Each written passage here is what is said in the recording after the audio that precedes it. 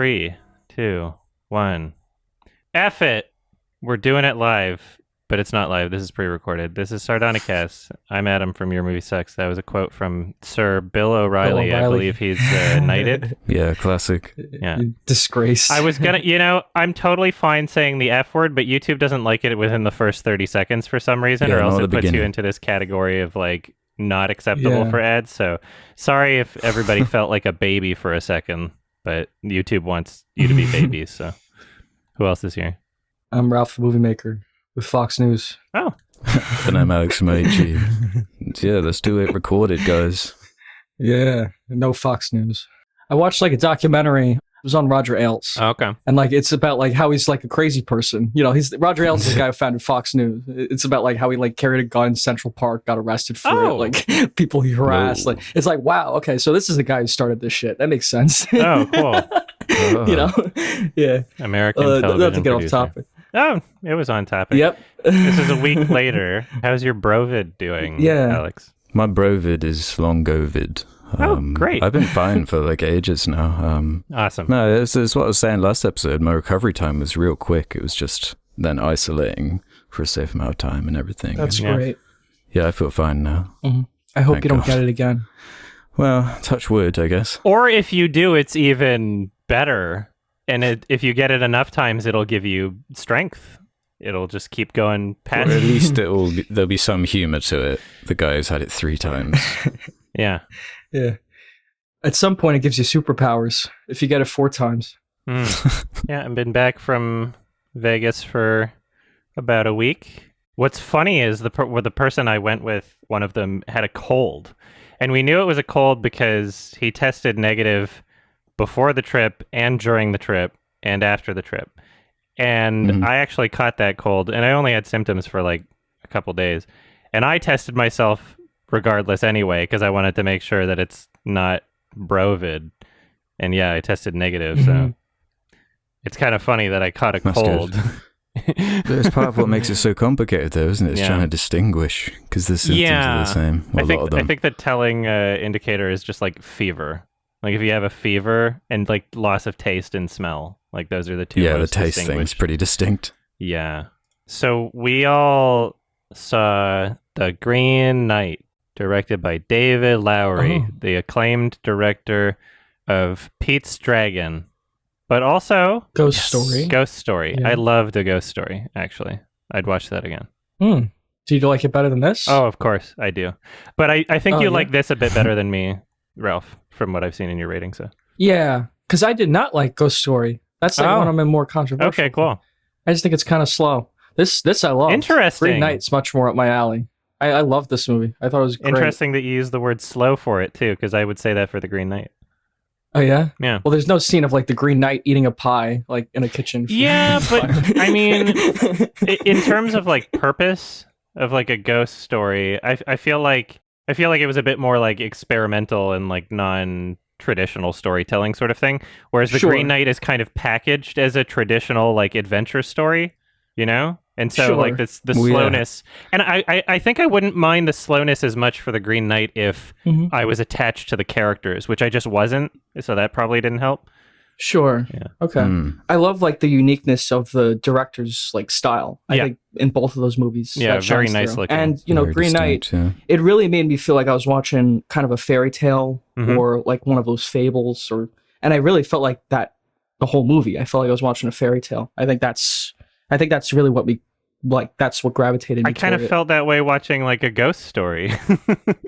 You know, it was like kind of like a fable kind of movie. You know. Sure, I get that too. How much do you guys know about the whole sort of Camelot lore and these characters? Zero. None, not really. Yeah, I'm kind of with King you Arthur, guys. right? Merlin. Yeah. Because it's based off the the poem written by Anonymous. It's kind of just been shared through time. It's one of those timeless myths. Anonymous was hacking poems in the past? Yeah. Dude, yeah, it goes deep, man. The conspiracy never ends. I didn't know they had 4chan in King Arthur. Yeah. They're hacking. Yeah, I'm kind of a little bit in between you guys where I was very impressed with the visual presentation of the movie and that side of it, and it seemed very meticulous, and just the intent of everything was there. But I kept finding my mind wandering at certain points, despite what I was seeing was so impressive. I was struggling to connect with certain beats of it, despite how much I was enjoying certain sequences, certain scenes. And the basic premise I do enjoy quite a lot, this Green Knight character and what he represents and what it forces the main character to go through is a fun kind of mystery adventure journey to go on. But at the end of it, I gotta say, I'm still trying to break it down and figure out what the overall message was. I know, I'd like right? to get into. I do have my... Yeah. It's very dense in terms of what it's giving you visually, but without a lot of explanation as to what a lot of it means. There's a lot to interpret, I suppose. Yeah. And it does take different directions from sort of the original poem and certain messages that come from that. I made an effort to try and read this original story and try and compare the beats, but this whole Camelot lore thing, it goes so deep, it's really difficult to know like what it's like trying to deconstruct and what themes it's precisely trying to explore. So my overall enjoyment was fairly high. I'm just kind of still trying to break down what it means to me, and if where it lies in that regard, because I'm kind of with you with the characters. It's kind of more esoteric. It's about like my big takeaway from it was this whole idea that the Green Knight is this unavoidable oblivion, this Mother Nature, like life and decay idea that's set a challenge in front of him. And he spends most of the movie kind of half addressing it, half running away. And at the end, it's him finally coming to terms with his own doom, sort of thing, with the final confrontation with the knight. But his own mortality, his own... Yeah, exactly. Spoiler alert, everybody. We're doing spoilers. Oh, sorry. Yeah. I don't know how to talk about this without spoilers. Sure, spoilers. Sure. We didn't really say much. In my review, I didn't really leave... Yeah, I didn't say much spoilers in my review when I posted it. It's there's definitely themes of honor. It's definitely about honor and your status and wanting to kind of put your place in the world, like make your mark in history, right? And be remembered he's like as something royalty. great. He wants to prove himself, right? Yeah, and how all that's kind of just a sham. It's just a farce, really. And I think that's kind of what he learns on his journey. Yeah, each one of the characters he meets like brings out something different from him. And as to the kind of adventure aspect of it, like when he meets they show him that he's not really a brave knight at all. He's really just like a boy. Mm-hmm. He doesn't really know what he's going up against. Mm-hmm. And he's facing his own death, really. Like, he's going to die. The movie doesn't make any, the blow that he put on the Green Knight is going to be returned in that same way. There's no the movie doesn't shy away from that. And I don't know, maybe it's about like, we're all going to die and we're hurtling toward our deaths. Right? And it's us trying to, exactly, make our place in the world and find some kind of, coming to peace with it. Do something important. Yeah. It's definitely something along those lines. I've only seen the movie once, but there's definitely something going on there. It's not like it's totally up in the air for me. Like, it's definitely about honor. It's definitely about this character who thinks he's supposed to do something honorable. And then over the course of this movie, he learns like, he's a man. He's, a man. He comes in a rag in a really pathetic scene. I love this movie too, because it was very challenging and it had scenes like that where like Dev Patel would come in a rag. And that's not something you get out of like Free Guy or something. This is a big summer movie and it's got like challenging themes and it's grotesque and it's violent and it's about like sex and it's gross at times. There's a lot going on in this film. I think it makes it very unique, especially for like when it came out, around the time of Jungle Book or whatever the fuck. Yeah. I think that's A24 too. It is. Like A24, they make great stuff. Yeah. I would like to experience what they're going for thematically in a different story, or just one where I cared about the characters, because like there's a lot of icing for me but no cake. I'm struggling to find something that like really pulls me in, that really connects me to the narrative taking place. And even if you want to make something that's like really non-traditional in terms of a narrative, like Ghost Story is a Ghost Story is an example of that. My favorite movie, The Holy Mountain's an example of that, right? I just didn't feel like what I was getting out of the movie was so significant to make me want to return to it and figure out more about it, because this is kind of a multiple watch movie, and my favorite films are multiple watch movies, but there has to be something on that first watch to make me want to see it again a second time. Not just the feeling of not fully understanding it. That alone doesn't really bring me back. And it looked beautiful. I loved the look of the movie. It's incredibly well shot. Like, just very, very perfect looking film for the most part. It's stunning. The music I particularly loved too. It fit the tone of every scene. It was just so appropriate for what it was going for.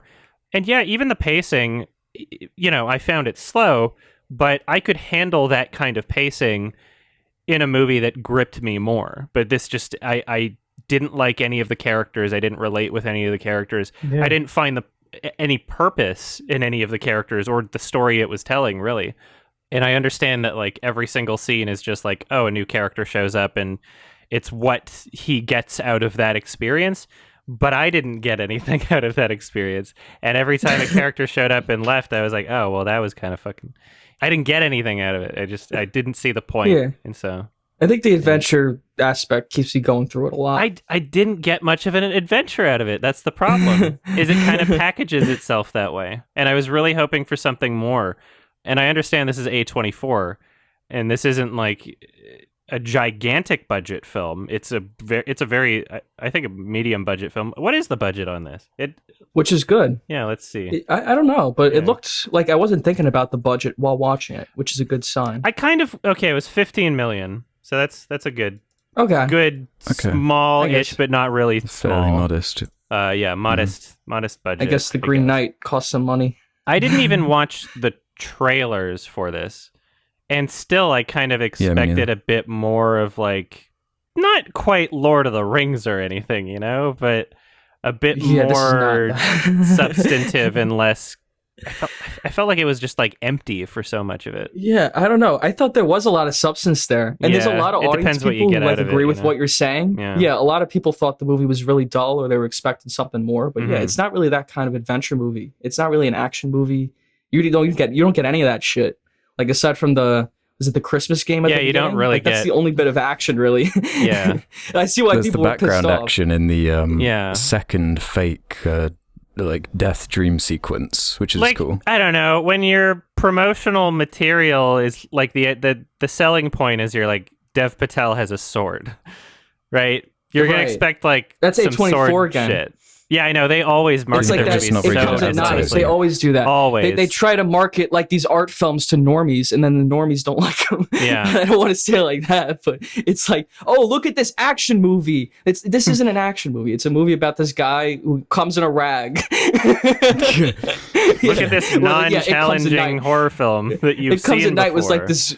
Right. It was like more of a drama about like a family in a house. Yeah. I wish I could experience it as that. And like, expectations aside, I've never had. I've always for the most part been like on the critical side of A24 films, where I've seen people get pissed off about something like It Comes at Night, and I've been like, oh well, I got something different out of it, but I enjoyed what I got out of it, even though it wasn't what they advertised. For this, I didn't really enjoy it as a drama either. I needed to connect to something, and I found myself just being completely unable to. Didn't like the characters. What about the fantasy element? Because for me, that was one of the things, like the world building. If there was more, Yeah.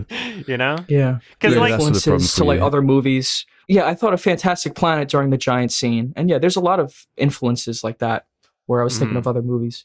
The adventure angle really worked for me. I don't know. Yeah, it did for me too.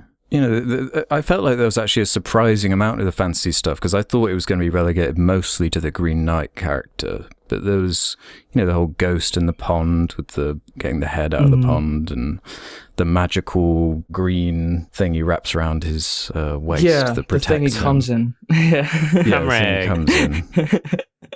The cum rag. See, I'm thinking of these scenes, like the head in the lake and like the giants. And like if I try, I can come up with interpretations like, okay, like they walked past the giants and that's a representation for like how small he is in the grand scheme of like what he's up against and how he's, like just his mortality and how he's, no matter what he does, he is insignificant and can be crushed by anything around him and he shouldn't be so cocky, blah, blah, blah, blah, blah. Like I can make the effort to come up with interpretations like that, but I still can't escape this feeling when I'm watching it with just like, okay, we just saw like a minute and a half or maybe less of like the giant things and then they're gone and it's just kind of like, oops, bye-bye. And what I wanted out of the movie is kind of something where maybe if you showed those fantasy elements that it like was a part of a larger narrative instead of just these broken up single scenes of, like technically I guess there's kind of a journey, but I don't really know if you could like rearrange the order of the scenes and it wouldn't really I be think a there's different definitely movie, a journey there. Do you agree with me? I feel like Alicia I feel like Alicia disagree. Vikander's character too is a big part of that because she plays two different characters basically in the movie. Like you can't swap that order, I think those parts are pretty important. Yeah. And those two characters, like they're vital to telling the story. Like you can't tell the story without either of them. So I don't know if I agree with that. And I also should get back on like the fantasy element. I liked how they did magic in the movie. Usually with just lighting. There's like a close up of Merlin where he like uses magic for a second. That was kind of cool. And like the lighting changes. There's Just a lot the of stylistic whole choices like that. Execution of the Green Knight himself, I thought was fantastic. Like the audio design of his crunches as he moves around, and they didn't shy away from showing him up close and those eyes and the voice. I thought it was really well done with him specifically. His voice is well done. Yeah, for sure. It's the guy from The Witch. Mm-hmm. A lot of reoccurring A24 people. Yeah, same price for the actors probably. Yeah. Good quality, but not like fucking Will Smith money, You don't have to spend your entire budget trying to get him. What did you think of the talking fox? I thought for the whole first CG fox character instance of it, I thought like, holy shit, this is some like great effects right there. It looked like really real. And then just over the course of the film in different lighting conditions, I was like, it doesn't look so real anymore. And it was kind of like, took me out of it for a bit, but whatever. I mean, like the actual movement animation was great though. Yeah. And I'm willing to believe that like some of the further away shots, maybe they just like, they used a real fox and like composited it into the scene or something. Like, I don't know. Sure. I have no idea. It could have just been all CG. I have no idea, but it worked well for the most part. It reminded me of Antichrist. Yeah, Chaos Reigns. Yeah, that's what came into my head too. Yeah. Yeah. It was just like that. Yeah. I wish I got more out of it. Because I like the director too. Even Pete's Dragon, despite it being like kind of lame and boring. Like there's things about it that I liked, Like the opening scene was fucking awesome. But yeah, I'll check out more of his shit. It's just I don't regret watching it because he's a weird director, that's obviously. And it's always interesting to check out what he's doing. But fuck, if there were just like a little bit more sprinkles along the way, a little bit more treats for like action or, just like a real strong story tie-in for me or something, then I feel like this could have been like a really great movie for me. Because presentation-wise, it's so well done. And I obviously love movies with presentation like this. But yeah, it's just not enough treats. Yeah, I know what you mean, but I don't know if it's something like action that I'd want to fill that gap. It's a difficult thing to describe and explain when it comes to movies of this ilk, because it is such a... You want to encourage this type of filmmaking because it is just so impressive and it's just so well made in every way. But when it comes to talking to the mythic aspects of a story that's adapted from source material like this, it gets quite complicated. There's so many different ways and different angles to enjoy it. Well, here's the thing: for a film like this, when like so much of the enjoyment out of like the narrative is just from what's happening thematically, essentially, you don't have to sacrifice what's happening thematically to make a film more marketable. Like you can still include other things that don't contradict what's happening thematically, unless the entire point of the theme is that nothing happens, which I don't think it is. But like you could still make the film more marketable without sacrificing that, I think. So when I look at something like this, I'm like, damn, because like I want the director to be successful.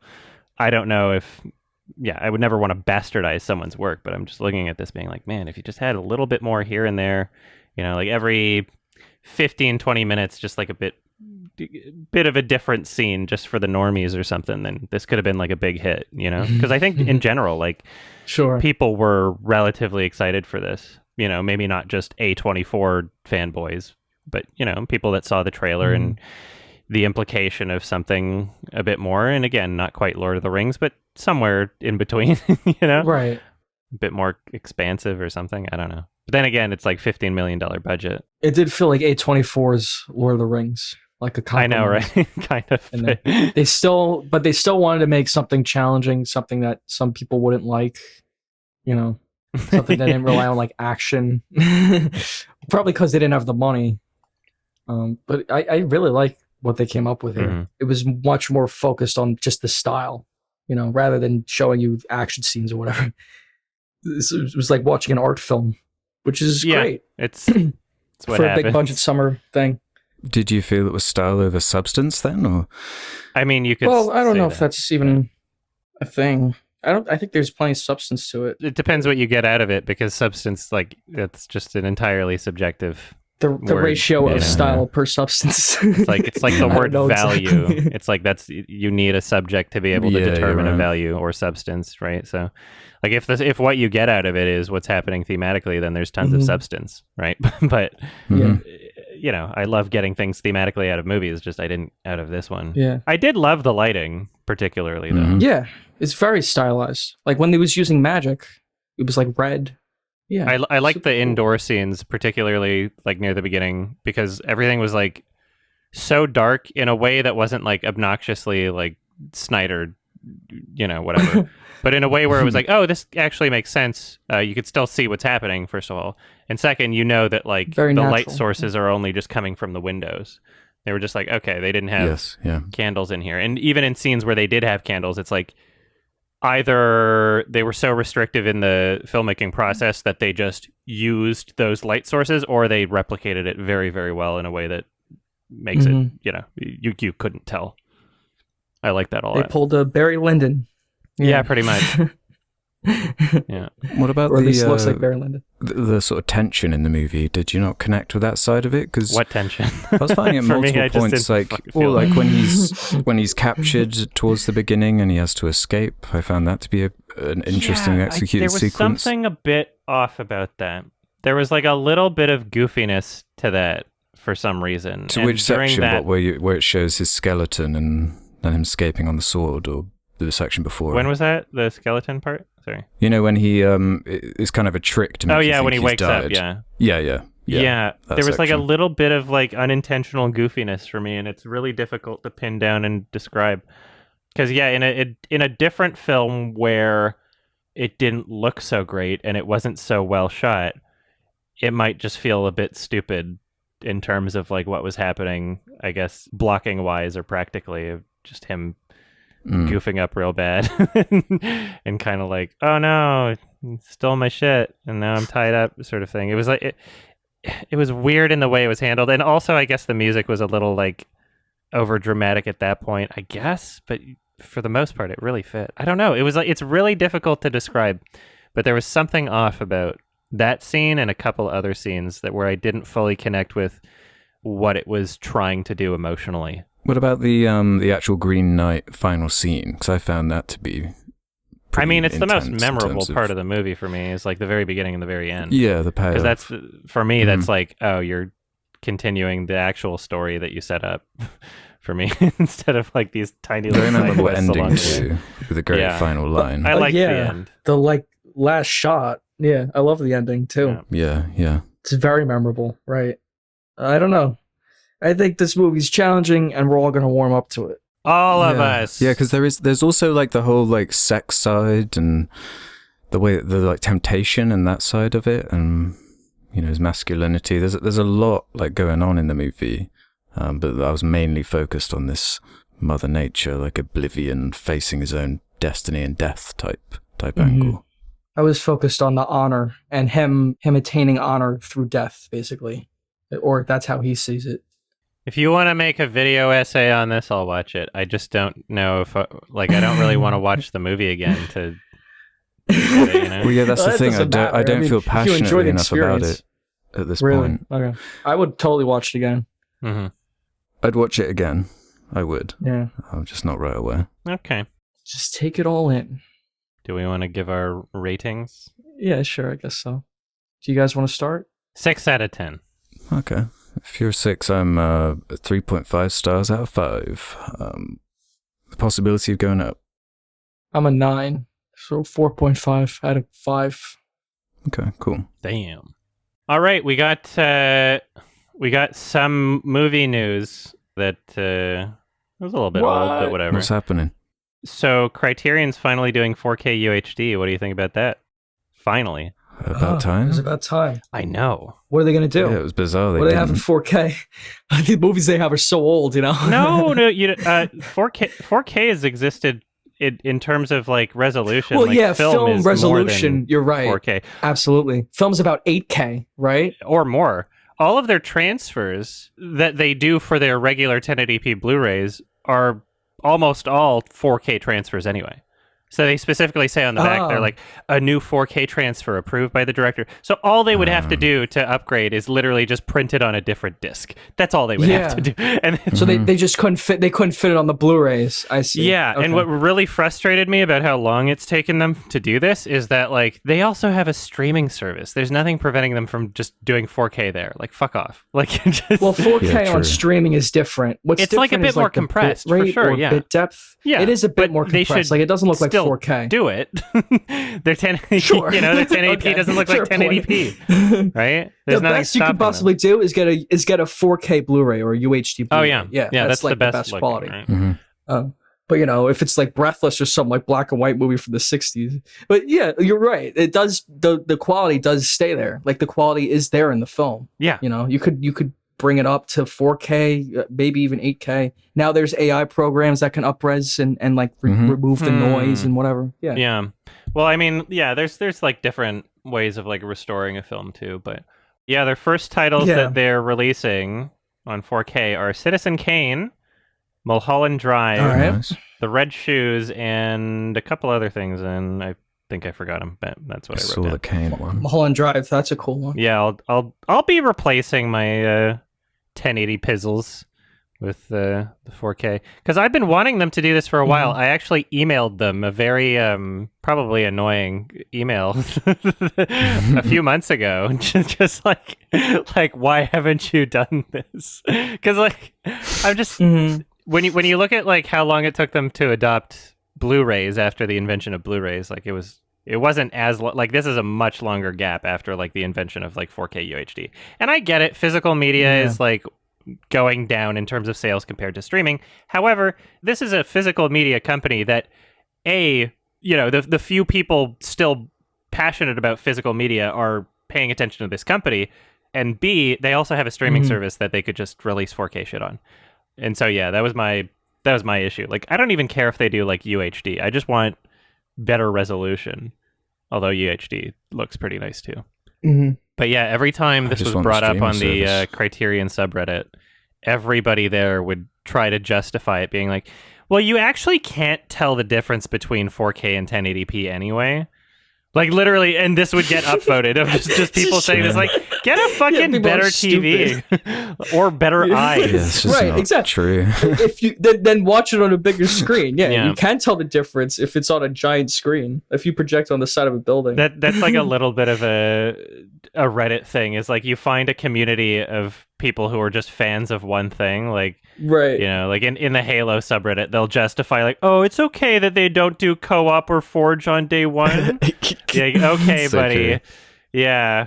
Like, remember how you're complaining about that about the previous game? Like, fuck on Twitter, they were posted 4K screenshots from some fucking movie. Like, look at the bit depth and look at the you can't tell from a Twitter screenshot on your phone the on bit depth or like the quality of an image. You can't. It's impossible. Yeah. People are so stupid. Like, yeah, or for something like that, I think 4Ks make a huge difference. Yeah, honestly. But yeah, For sure. like, Depends on your experience. if you're listening and you like Criterion and you have a 4K Blu-ray player, and by the way, this is also good because as far as I know, I don't think correct me if I'm wrong, but every single 4K disc that I've seen is region free. So like Criterion in the UK hasn't really been a thing, right? Like they've always so just weird. done region A for Blu-rays, right? So perhaps now it can be viable to purchase Criterion from other locations. I guess it also depends on what you're getting it for, because I love Criterion a lot for special features, and so if they have all the special features on the Blu-ray and not the UHD disc, then you might not be able to watch those. I just have a region-free Blu-ray player, so I don't have to worry about this shit. Mm-hmm. It shows you how that region thing is such bullshit. Now the 4Ks don't even have it. Well, yeah, because every single generation of physical media for video has gone down in terms of the amount of areas that they restrict it to. So DVD was 8 regions. Blu-ray was 3 regions, and now we're just doing no regions. It's like, wow, you're just basically admitting that this was stupid the entire time, and there was no point. Yeah, there was no point. I really don't understand the argument. How about VHS? How about VHS tapes? Exactly, those weren't region. Shit. It's just analog. Yeah, like fucking music isn't region restricted. Like you don't have like restriction on vinyl records or even CDs for region. You don't region restrict books. Like maybe now with Kindle you do or something, I don't know. But like, I guess just what you can buy in the Amazon store is probably region restricted. But still, it's like, it's one of those many things where the industry saw piracy and they're like, what can we do? I don't know. Let's just make it really difficult for people to enjoy this product. And it doesn't hurt the pirates because the pirates are like, they don't have region restriction. Right? It encourages piracy because if somebody wants to buy the best available quality version of a film and it's not available in your region and, you know, it won't work on your player and you don't want to buy like a fucking $300 thing, then you might just torrent it because the pirate is offering a better service, right? So sure. The more consumer friendly your product is, the more people will buy it. That's why I love Gabe Newell, as he understands that. It's funny you mention the special feature side to all this and the physical releases, because the Criterion like streaming thing's not available in the UK. So are all the special features on their version, or because it's not really a thing on Netflix either at this point? I do not have the streaming service. Oh, you don't have it, but I'm pretty sure they do that. I usually am not an early adopter for these sorts of things. Like if let's say Criterion was like, hey, we're doing 4K on our streaming service, and they weren't doing it on their Blu-ray things, then I'd probably have the streaming service by now. Yeah. But yeah, I don't know. I heard some people complaining about certain things at launch, like, you don't have English subtitles for English movies. Like, okay, why would you not do that? Yeah. It's like, just transfer the things from your existing Blu-rays onto your streaming service. Like, doy. There's just so much money on the table that it's just being missed out on because it's just not getting to people in the right way. There's so many obstacles, stupid obstacles. Yeah. These easier you streaming make it, more people suck. watch. They're so bad. They're all competing. It's all just even a stupid HBO fight. Max is fucking lagged to shit. Like, it's so bad. Even just they're working on it. Yeah, they're working on it. Is They it that bad? better fucking work on it fast. They centered the subtitles. Netflix has been ahead of this shit. They're in the center of the screen now. That's good. Part of me wants to believe that it was because I messaged them on their Twitter support. But maybe I wasn't the only person that complained. I don't know what Criterion streaming service is like, but yeah, I understand the argument of like less people are buying physical media and it's not as popular as streaming, but Criterion is like that's I would assume that's like your bread and butter. Like that's the physical media is like what you're selling. I think right? you make more money off of physical media. You're making $20 a pop if someone buys one Blu-ray, or profit. Yeah, it's supposed to be like a premium celebration of like a movie. Yeah, they charge a lot, like way more than. Yeah. Well, because there's collectors, there's people who want to keep these movies forever, like me or whatever, and they should be allowed. And they put to. effort into like the presentation of the actual covers and everything. Exactly. Right. The covers are usually really nice. Yeah. A little booklet. And like I was saying earlier, the more consumer friendly it is, the more consumers will like it. It's like I like being able to put a Criterion Blu-ray in and the menu shows up instead of warning, can't skip, ad, if you steal, you're a baby or whatever. Like, okay, well, if I pirate this, I don't get that message, right? So clearly you don't have to show this to me. Otherwise, I could claim in court, well, it didn't say that it was illegal to steal or copy it at the beginning. It's like, this didn't say it on my version, right? So why is that even there? And why won't you let me skip it? Just fuck off, right? Just send me to the menu. Put the trailers in the special features. I'm interested in the trailers and I'll watch it. Don't put that before the menu. Anyway. So yeah, they're doing UHD. Everybody buy them if you're interested, and they'll probably do more. I just want them to redo their whole library like that. Quickly. Yep. Yeah. Like, you already have the transfers. You don't have to do an entirely new transfer. You have 4K transfers. Just print them different. Mm-hmm. And I'm giving the file. Criterion a Ingmar Bergman out of 10. We got some other movie news also. What happened? The Cohen brothers, supposedly, according to IndieWire, they split up. Carter Burwell says that Ethan doesn't want to make movies anymore. And it also says under the title, but just because the Cohen brothers split for Macbeth doesn't mean they're split forever. So we don't really know what that means. But what I think is interesting about this is, like, I kind of want to know if there's like one that's like kind of mooching off the other in terms of like talent. I don't know. You know, if one's just like, if they direct, curious to see separate projects and one's like really bad and one's like a fucking masterpiece, I'd be like, hey, it was you the entire time. I think they're both massively talented. Mm-hmm. I don't think it's like a Neville Dean and Taylor or like the guys who did Wreck. Those people doing things separately, they did not work out. But them doing things together, Right. I've enjoyed most of what they've done. I like Mom and Dad, but fucking Crank 1 and 2 are, you know, fucking make like Crank the best 3 movies ever made, basically. Lionsgate, what else do you have? I don't know. But that's true. Lionsgate's got jack shit. Yeah. Dude, I love Crank. I saw there was like people shit on Crank. They think they're fucking awful or whatever because they're trashy movies. I think those are some of the best action movies. They're so like, ever. self-aware. I think they should totally make a third one. Yeah. It should totally be a trilogy. It should. 100%. And no one would be mad at a third At least Crank a trilogy. movie. Just one more. You know? Of course not. Like Jason Statham, I would love to see him come back. No one's going to be like, oh, really?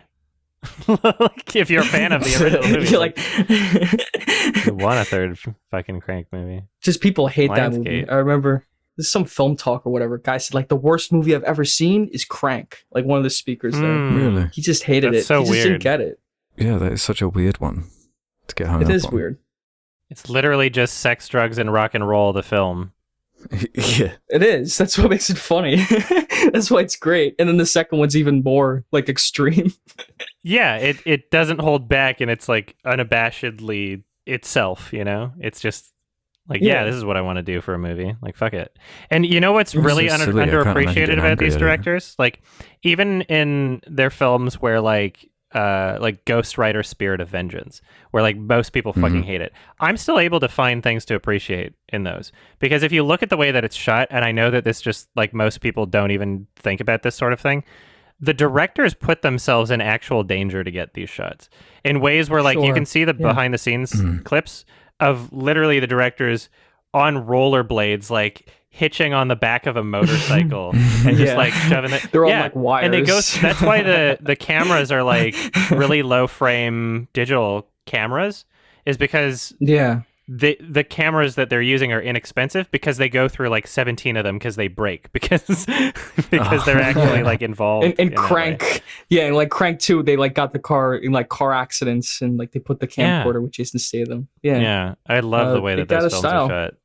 But yeah, those are brothers, and they're brothers. Coen brothers, yeah. What? Are they? No, they have different last names. Oh no, they're not. They just teamed up. Mark Neveltine and like Brian other Taylor brother are their names. Yeah, I thought they were brothers. My bad. No, the Coens are brothers. What's really funny is I read there was a Bill Murray interview of him saying that the only reason that he accepted the role for the Garfield film, the CG Garfield movie, is because he thought that it was Joel Cohen but actually it was Joel Cohen. No. With an 8. Is he doing like a bit? Pretty bad mess up. No, he was actually serious. It's like a real thing. He's being serious. Yeah. Yeah, it's like real. And the interviewer asked him if he was doing a bit too. He's like, no, this is real. It's like Jesus Christ. Joel Cohen and Ethan Cohen. Ethan Cohen directed fucking Holmes and Watson, I think. Yeah, Holmes and Watson. Mm-hmm. Yeah. Guys love that one. Well, look, there's other brother filmmakers out there that are going to take on the reins. Safdies. And they'll be great. Safdie brothers. Yeah, Safdies. They make great movies. The Wachowski Undercover Brother. Sisters, Starship, whatever they are. The Wachowski's got a new Matrix movie coming out. Like, Yeah, we're I all actually set. read It's going to be great. recently yeah. for the new Matrix that it was only one of them. Let me fact check that. I think you're right. Yeah, No, I one think of them you're just right. I think I decided read that too. no. So I guess we'll figure Yeah, out. I've had enough of this shit. Yeah, it's just Lana. Lily is not on board for some reason. What do you think of the name? Resurrections. It's pretty bad. I mean, it's not any worse than Revolutions. Is it Alien Resurrection? Like, I just think of bad sequels. Yeah. That one was also the fourth, I guess it wasn't fits in with the whole Jesus thing. I don't care. Like, people are saying like you shouldn't even make a fourth Matrix movie. I'm like, they made a second and a third. Yeah, exactly. They didn't bring What's there back- to lose this point? Yeah, Who's Morbius? They didn't bring him back, right? Morpheus? Drinking a 40 in a death basket, Orpheus. Morbius, that's that vampire. Yeah. Yeah. I don't know. I don't care who they bring back. I'm not gonna spoil myself too hard on who's coming back and who's not. I think it's funny that Neil Patrick Harris is in it and Christina Ricci. Oh, really? Okay. Yeah. That's interesting. And Jada Pinkett Smith, who I keep saying Jada Plinkett Smith because I guess the Red Letter Media is just in my head. Ah. My son eventually hanged himself. Yeah. Yeah, I don't consider the Matrix to be like a big like, oh, you can't touch this property because I don't know. The second and third one were like campy as fuck. And we talked about this Yeah, before. that's the I think I enjoyed them more than both of you did.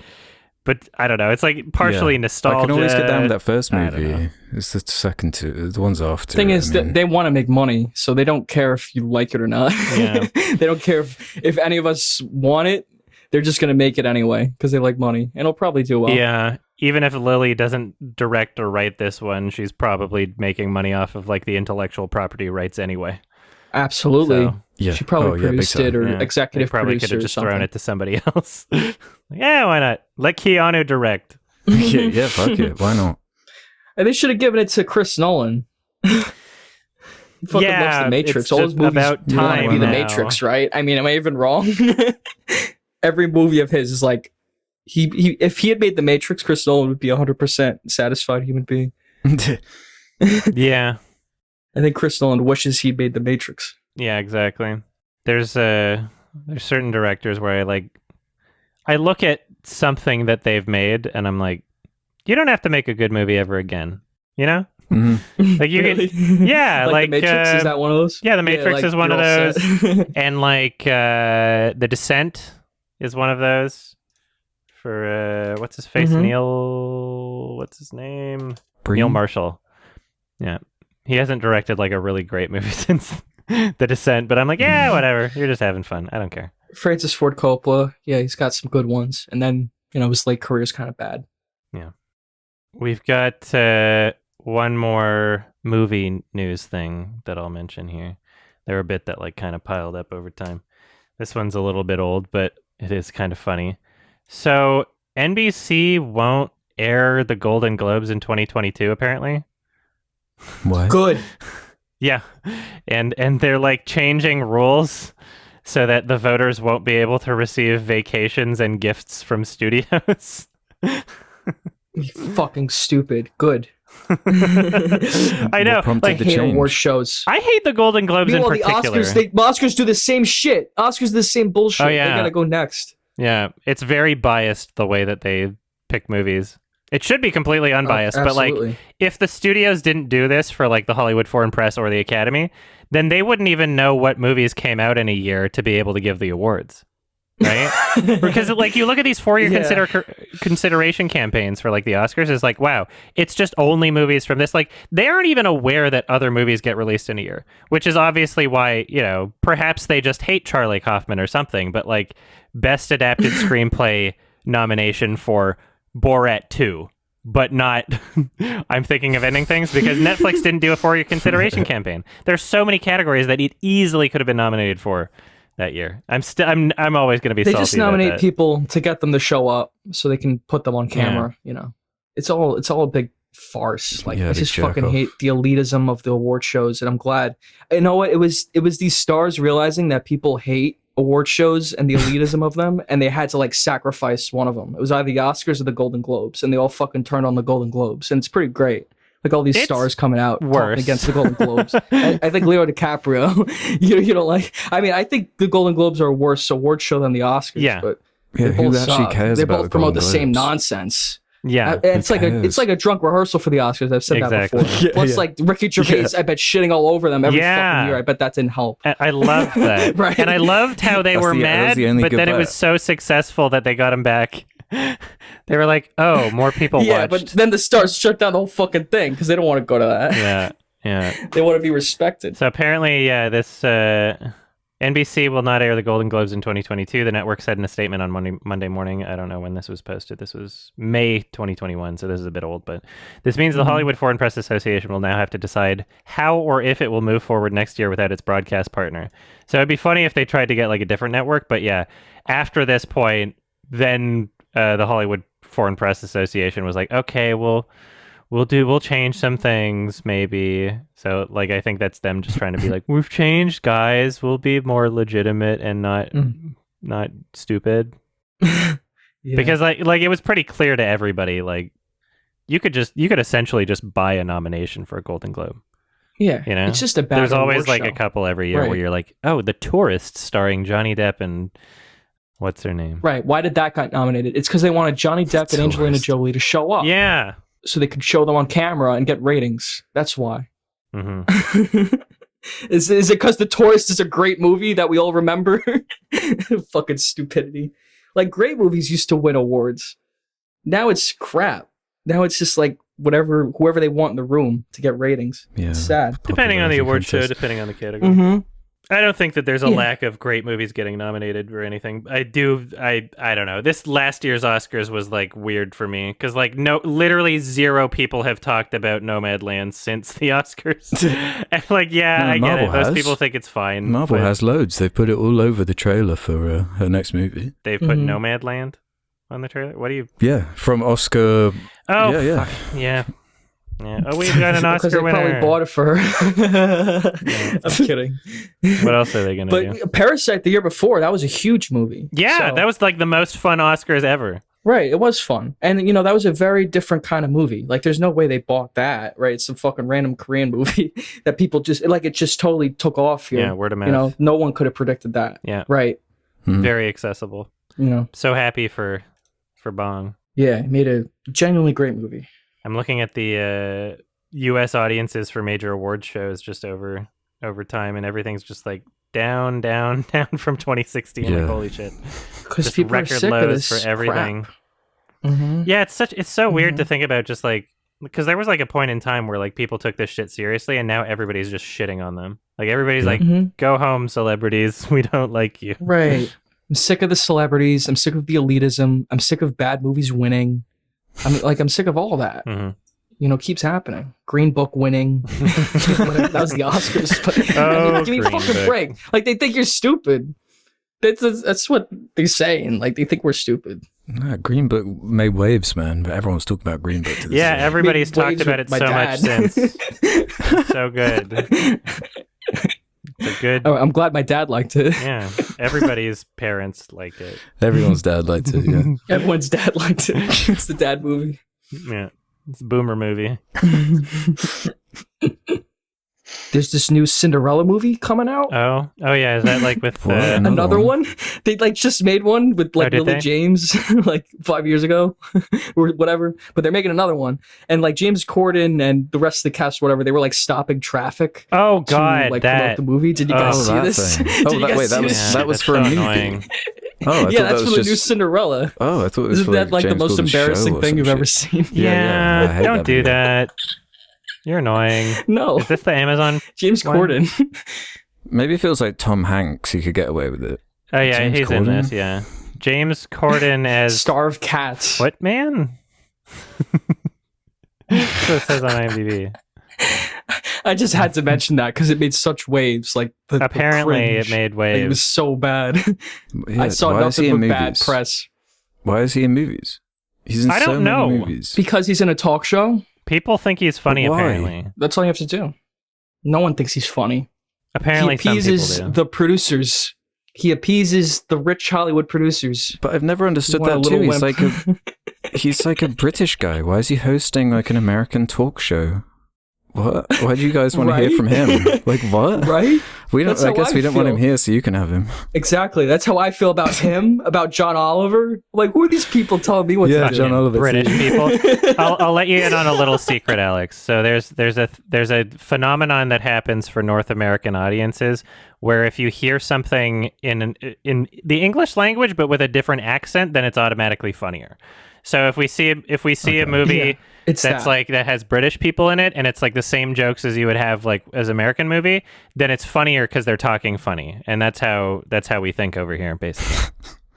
But also, that accent Jesus adds a bit of class, a bit of intelligence. Oh, So, yeah, like the you political respect it humor, more. it makes it a little more respected. Yeah, right? they're smarter. Meanwhile, in America, they don't let us on TV because they think we're all Nazis. Does James Corden have like a suave persona? No. No, he's got a That's the confusing gumbo. part. He's like bumbling. Yeah. He appeases the producers. That's all He's he just does. got lots of like famous friends, I guess. Oh, with Yeah, money. there's some people Yeah. that are just like really obviously well connected. You know? Yeah, They're well yeah. connected. Jack Whitehall as Yeah. well. He's one of them. Yeah. He has a clean sheet, and that's it. You know, he's good. That's being well connected is like most of what will determine your success in Hollywood. Like, Yeah. That's most of it. Nepotism to the max. Nepotism. It's a lot like politics. Yeah. Yeah, it's a Sorry, lot like yeah. fucking everything, isn't it? Yeah. Yeah. Oh, All right, Alex recommended a boring movie. You want to talk about it? What was it? So I recommended Damn. an anime. Spoilers for Your Name, full stop. Or Kimi no Nawa, if we're going by the original name. Directed by Makoto Shinkai. It's a simple story. Well, I'm getting ahead of myself. It's not that simple, actually. It's about Spoilers. two teenagers living in Japan. Full spoilers here. We're going to be talking about everything in this movie.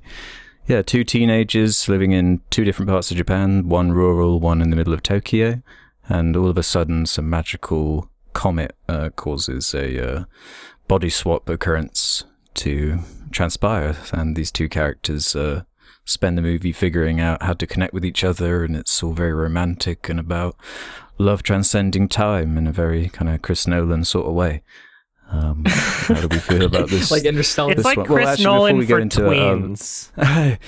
Yeah, but what is notable about this movie is it's currently number 3 on the highest grossing anime films, only Yeah. recently knocked down a notch by a Demon Slayer coming out in 2020. I think it was number 1 when it was released. What's number 2? Oh. Well, it's according to this wiki article I'm on, it's currently number 1 Demon Slayer, number 2 Spirited Away. That Oh. might be adjusted for inflation there. Yeah, maybe adjusted for inflation. And Your Name That's at number pretty 3. impressive. So Yeah. and on top of that, it's number 70 on top rated movies on IMDb. Yay. It's Wow. got high ratings everywhere. People love this movie, and it's always been one of those ones on my watch list that's just been sat there and I've never got round to. Partially because I don't know. I guess seeing two school people on the cover and it's clearly like a romance type story, but. I guess I have my expectations fairly low based on your reaction when I said the title Sure. last episode, Adam. And I definitely enjoyed it more than I think the way you're making it sound. Yeah. Yeah, I enjoyed my journey with it, but I guess I'm just a little bit confused as to quite the popularity it has, despite, my enjoyment for it. It went places I wasn't quite expecting. I really wasn't anticipating it to turn more into this like a town apocalypse story with like a comet coming in, and Fucking especially Life the is time Strange, travel man. element. That's true. I didn't see that coming. Yeah, the time travel thing in particular was like, The animation okay. is very nice. I'll give it that. Yeah, I stunning. enjoyed looking at the movie. Yeah, there's an expectation for high budget anime in the same way that there's an expectation for Pixar. Yeah, You know? I have very little experience with anime. Yeah, that's so that's just, my experience with anime is like Yu-Gi-Oh, right? I've seen Akira. Yeah, that's it. So I'm used to either cheap animation, and Akira is pretty great. But that's like totally different though, right? That's like it's like people not for blowing tweens. up. And This is for tweens. no, that movie's awesome. This is more for tweens. This is like a love story. This has like a little opening like theme, like has like a little opening song, and like it shows all the characters. And like at that point, I kind of wanted to blow my brains out. I'm just being honest. I was surprised that it had like it an wasn't anime that opening. bad. I mean, yeah. I just That can't did really make get it into feel very anime. tweeny. It's just not really my thing. Anime. Here's the thing. There's I've like never really been anime into that it. exists Spirited that's Away. good for people that don't love anime.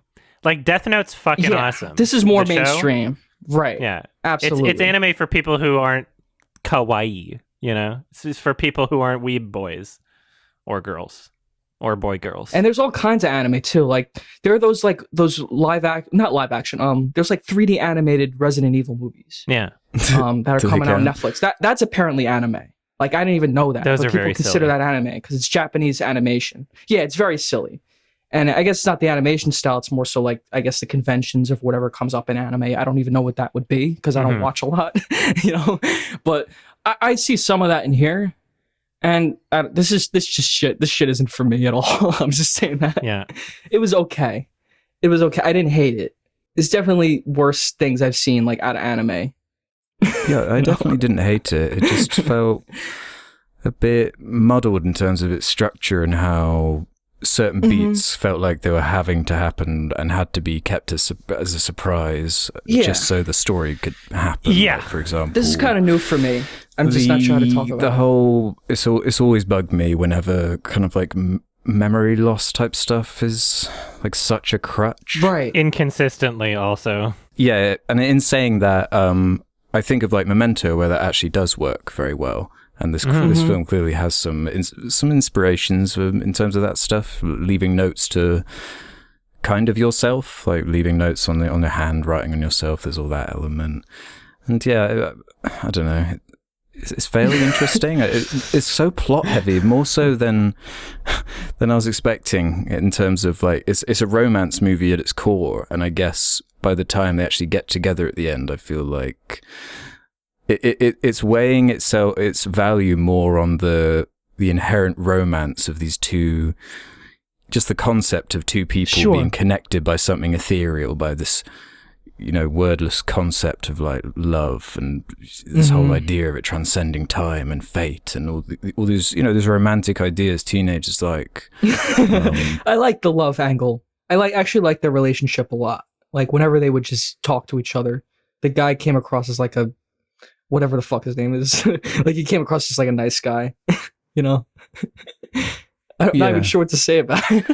Well, they're kind of supposed to just be like average people, I guess, by design. Yeah, that's how like they just felt. The most relatable two main characters they could possibly be, and you're going to relate to one of them because one of them's like shy and from a rural area, and one's more confident and from a city. You're going to find something in there to like relate to and connect with. But again, they are teenagers, I guess. That was kind of cool. So just seeing Japanese society or whatever, like just being disconnected from it, being who I am, it was kind of cool to see. I thought there was going to be more. I thought the story was going to emphasize more the whole city versus rural disconnect thing, which I think is a really interesting idea to explore. And we saw that explored in the Tokyo Story, totally different type of movie, obviously, but that was in the back of my mind. But it turns way more into the exploration of like the plot and the mechanics of how it's all happening and like why it's that's happening. Why it's so confusing. It's not like a movie. It's an anime. It's different. Because this is the thing, right? I was entertained for this first watch because I had no idea what was coming, but now I know what the story is. I just feel like there's no need for me to ever watch it again because I don't know if those surprises Well, yeah. How many times have you seen this, Adam? I did my second watch on 2 times speed. Thanks, YouTube movies. So you really feel like after one watch, there's really not much else. Nothing. Absolutely fucking nothing. Zilch. Because I was thinking about that a bit. Despite the beauty and the meticulous nature of how I was enjoying it early on, how they were putting a real emphasis on like how the rural girl was like the way she was eating her meals and preparing everything, and her whole routine and the religious side of it, and then the contrast with the way the guy in the city was living and just where that was going. But yeah, but then like you said, it just goes off to somewhere else and it becomes a different movie. There's a lot going on, and I don't know if that's like this, if it's just an anime or if it's just me. It's a movie that wastes time is what it is. It's like fuck, like in terms of like the story sure, that it's telling, very hollow. Like it does feel very shit. glossy. It wastes so much time. It's very pretty.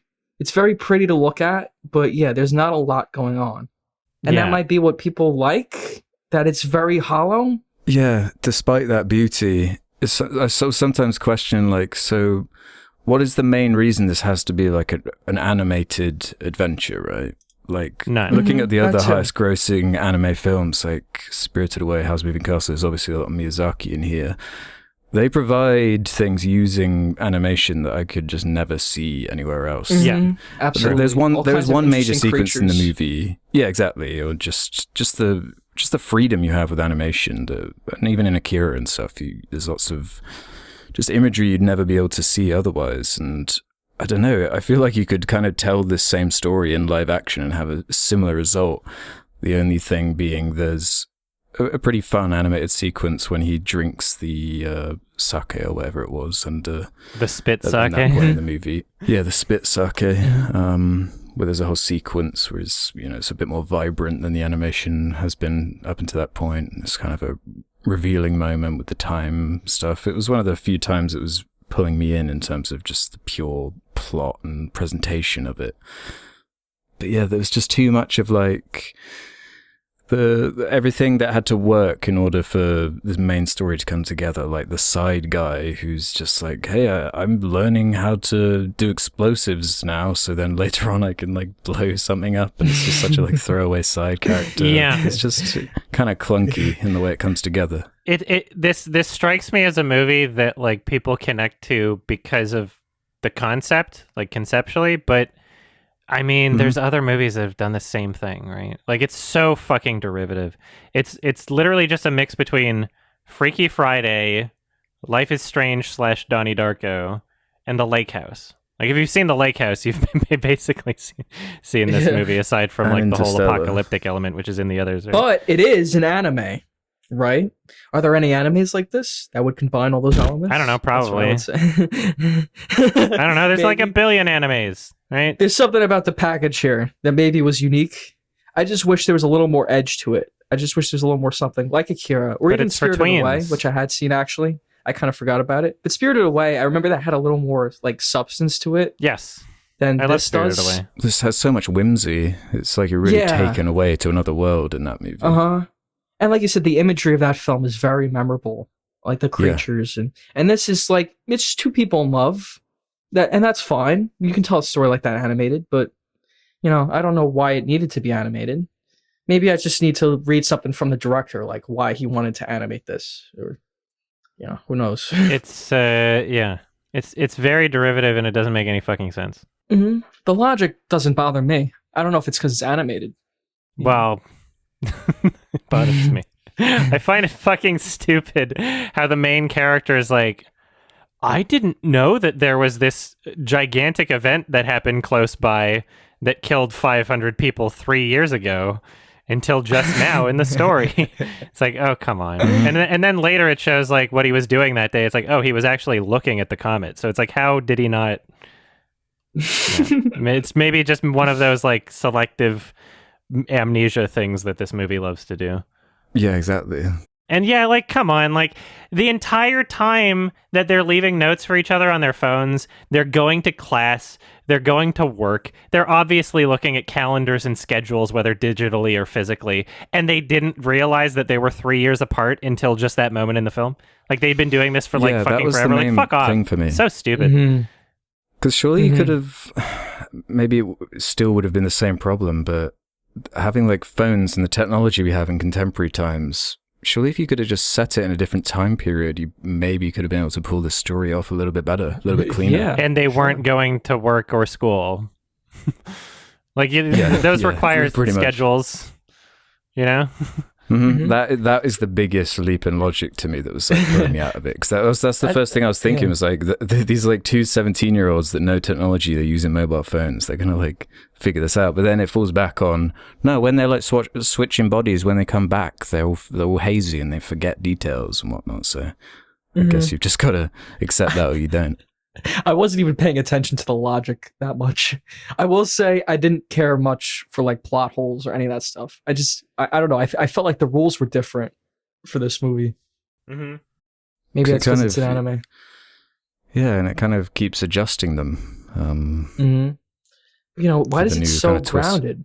Why is it just a drama about like love and then that's it? Because it's for tweens. Yeah, I guess that's what they like. It's literally just to like fantasize and who would love this project movie. onto the character, you know. I know a few like college age people or older even who would love this movie, like unironically. I think it's like the cutest thing. I mean, there's tons of people who love this. So. Yeah, I'm happy for them. I really am. This is just not my ballpark. Yeah, I guess if you're looking for cute movies, this would fill the bill. Yeah, it's cute and boring. It is cute. It's about love. Love is great. It's pretty cool. Don't you wish you were like a little baby and that you were switching bodies for no reason and then... Make me a handsome Tokyo boy. You know what really pissed me off about the music is like there's like this entire buildup of like this climax of like this apocalyptic event. And then during the entire time that's happening, they're playing like some shitty fucking band. Where it's like, there's decent music in other parts of this film that are scored, you know? But like, I feel like the potential of emotional experience for that buildup was just completely robbed from me by hearing whatever that band was just playing this like dumb cutesy music where essentially it spoils the outcome. You know everything's going to be fine because the tone of the music is like happy and like whimsical and shit.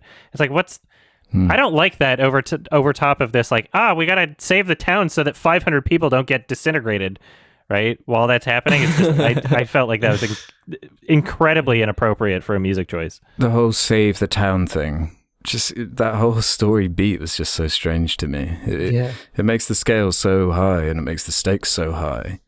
And the way they solve it is just like, obviously they managed to like just escape, but like, off camera, so the main guy wouldn't know until later. It's like super convoluted the way it all comes together. Yeah, it is convoluted.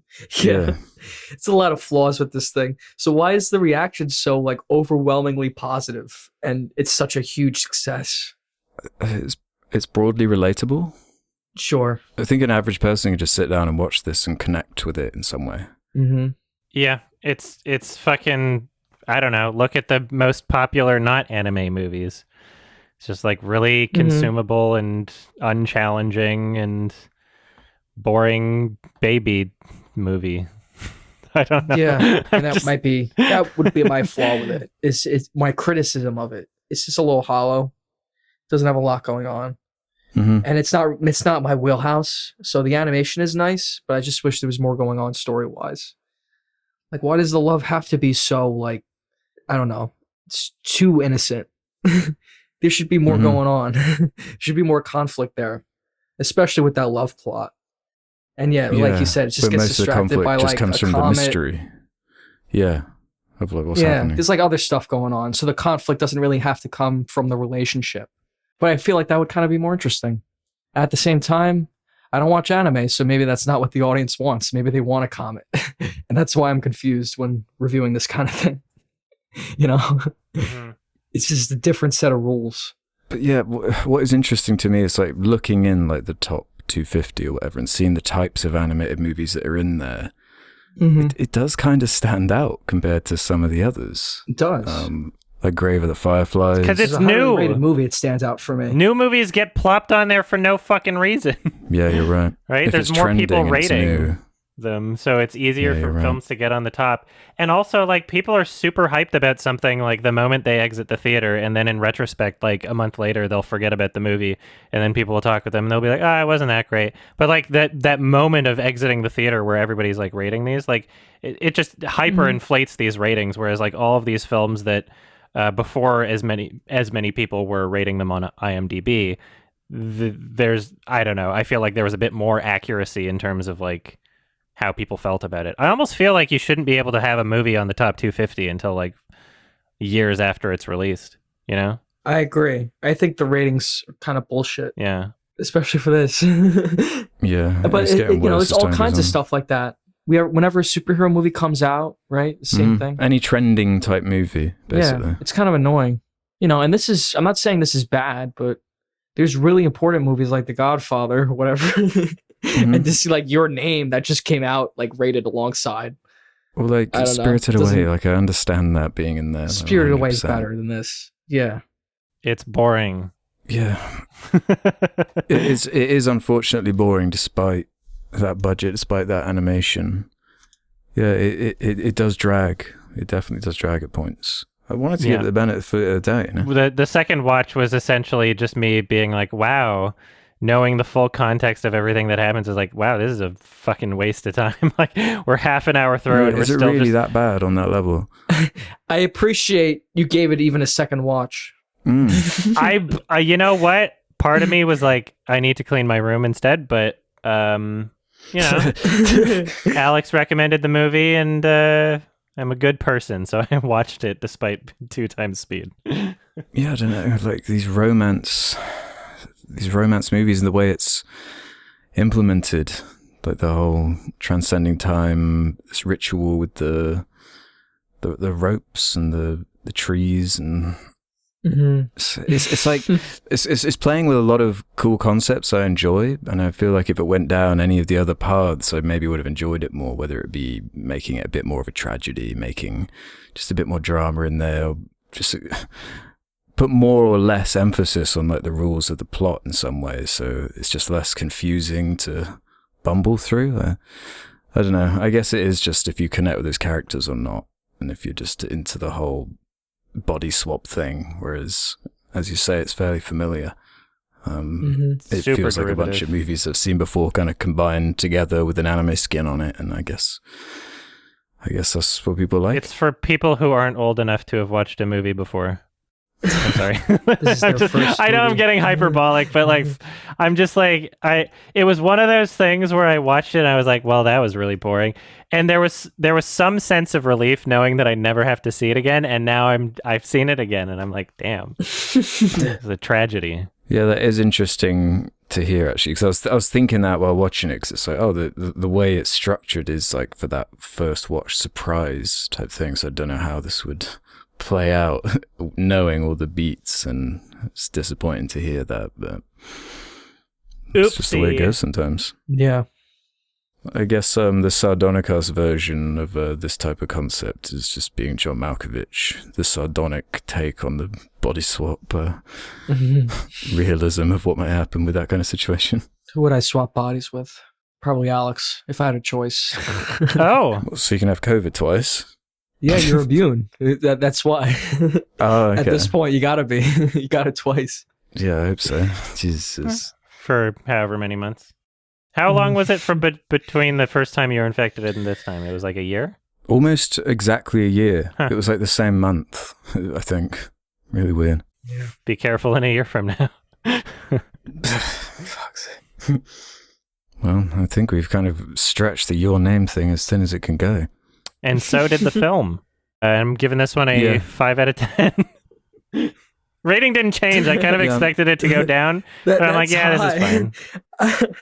It's I give it a boring, but 1 like out of I agree with 5. you. It's like not for me. It's a tween movie, right? So like 5. It's like 5 is like nothing. So you'd give it a 1 out of 5. Considering how much you shit on it, though, I thought you were gonna give it lower.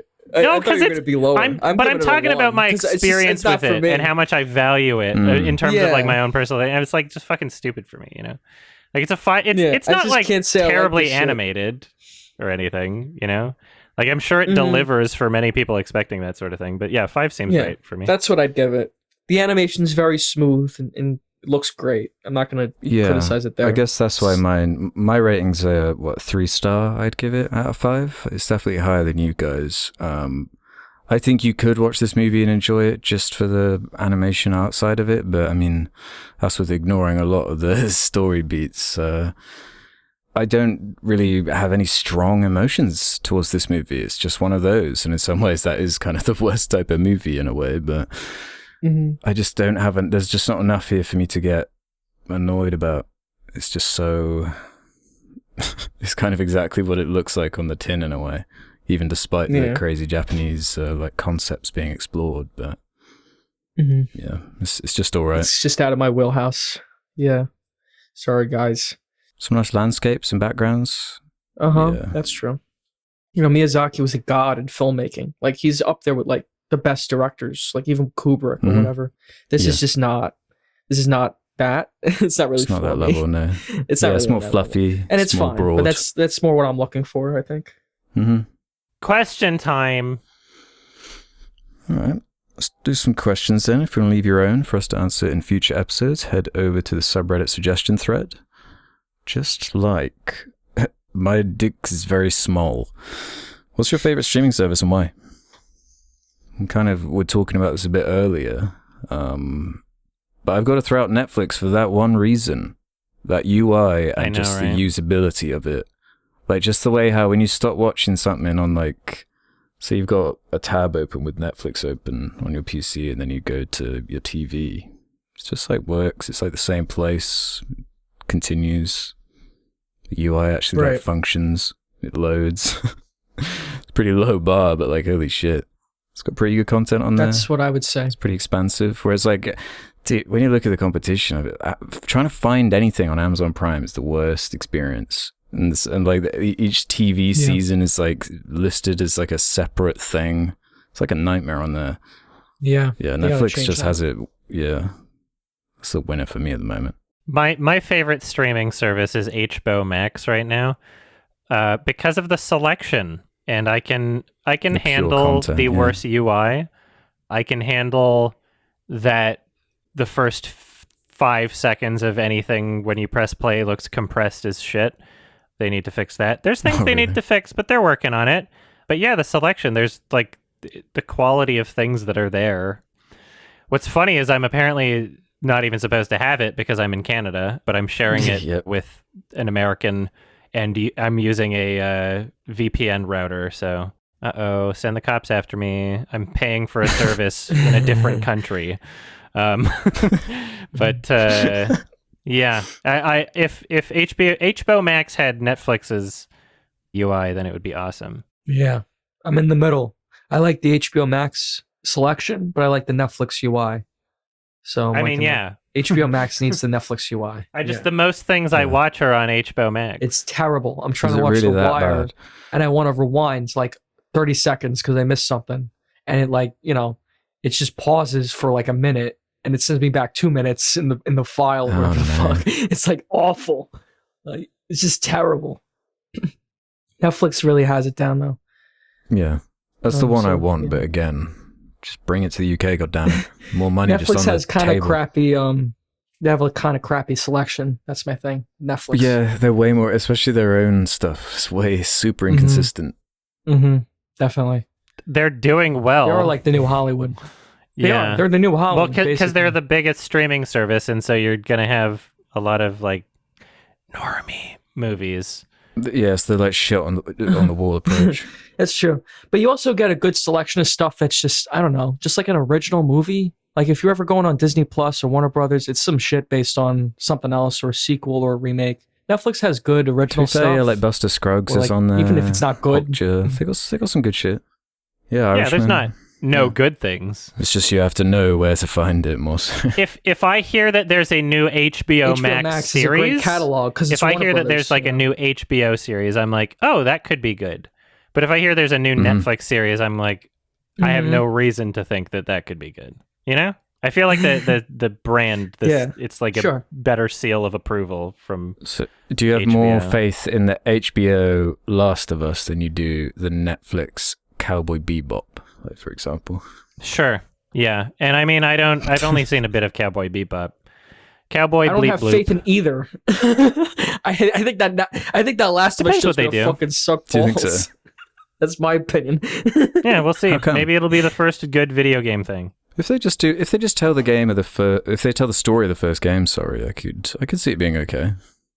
Yeah, and if they rewrite the story of the second game. Yeah, I think that would even be bad. Well, yeah, we'll see when they get Yeah, season that 2 too. what they do. But He's gonna play Abby. they've already cast her as the angry little girl from Game of Thrones. Oh, that's Oh, Ellie. sorry, Abby. No. No, you're right. Abby, No, yeah, I misheard you. The misheard you. muscle bound Yeah, woman. You're right. That'll be played by me. You're gonna have to gain some muscles for that. Yeah, I'm working on it. I'm on a strict regimen for the role. Abby's got bigger arms than like Stallone. They're gonna have to find some bodybuilder to play Yeah.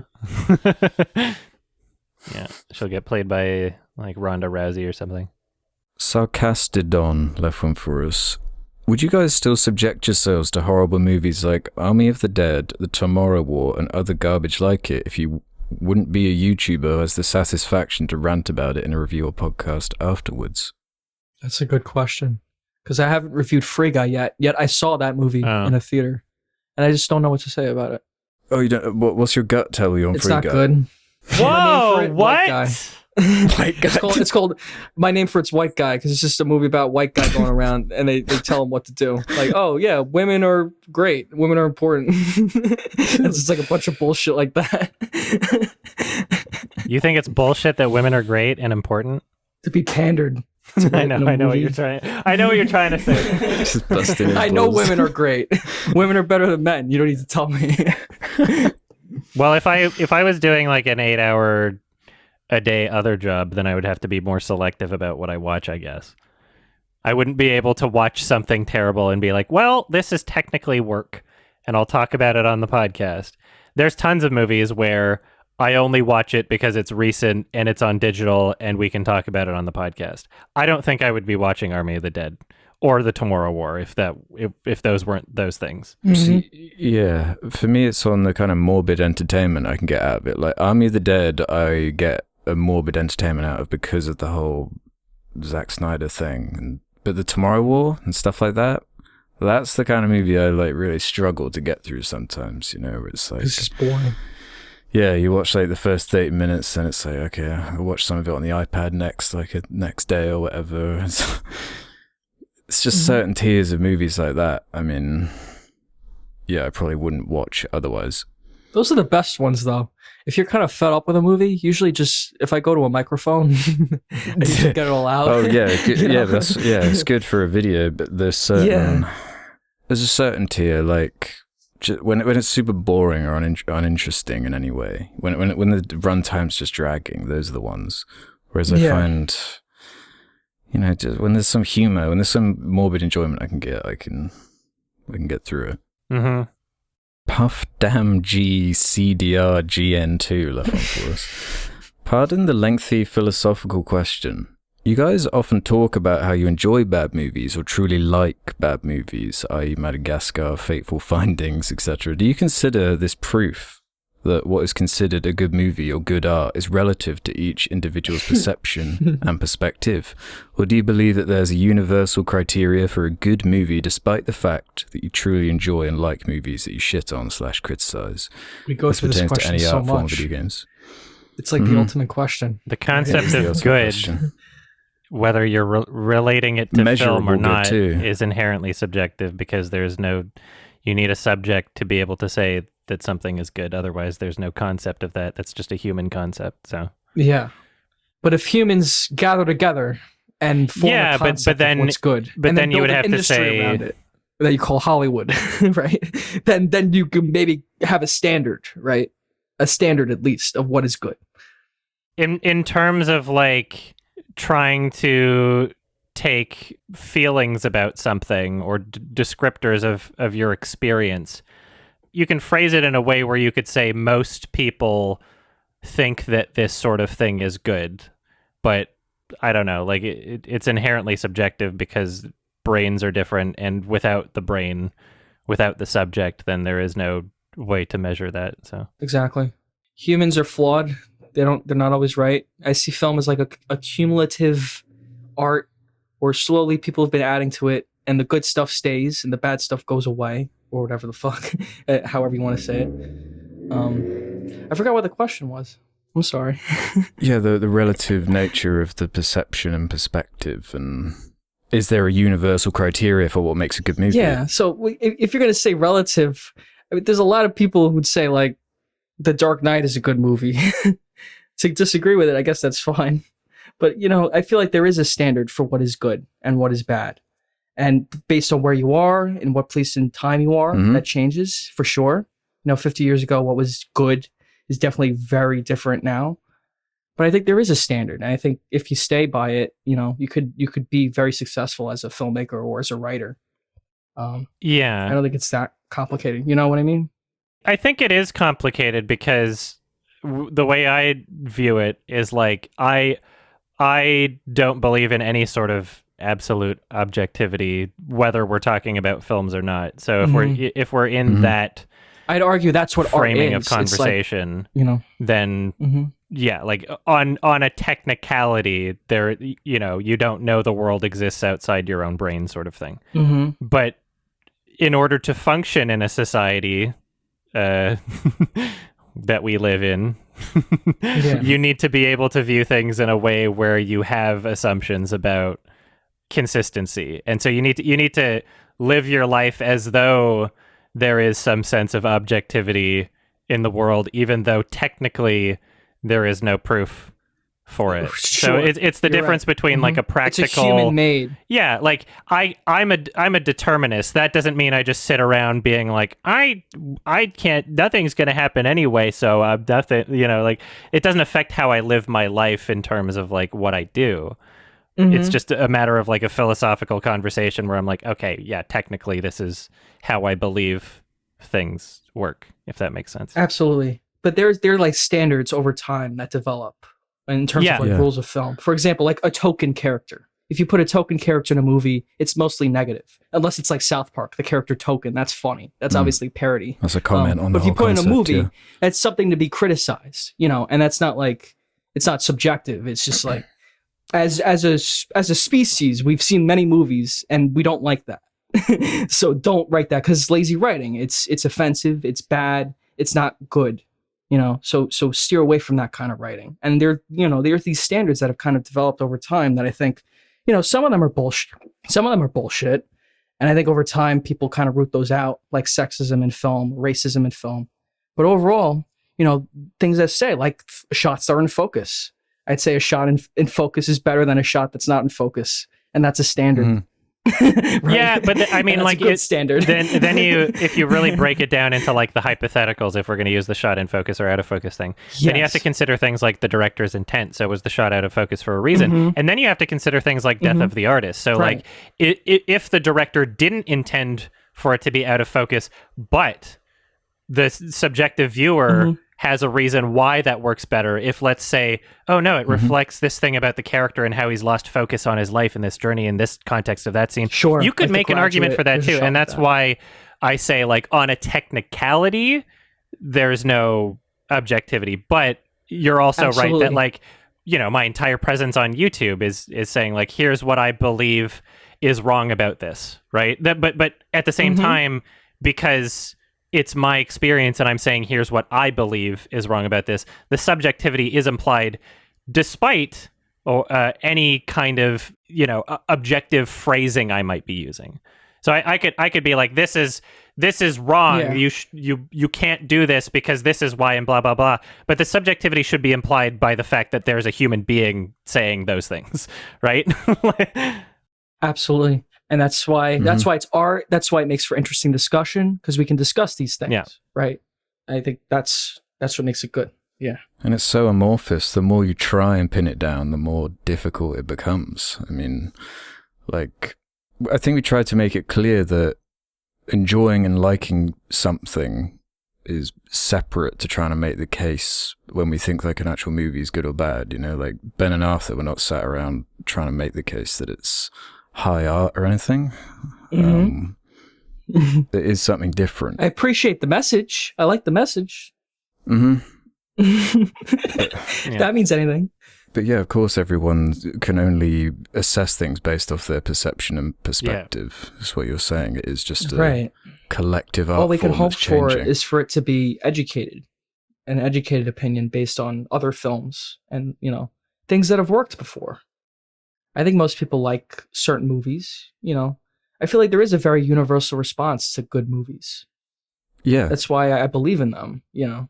Like Get Out, you can show to anyone, they'd probably like it.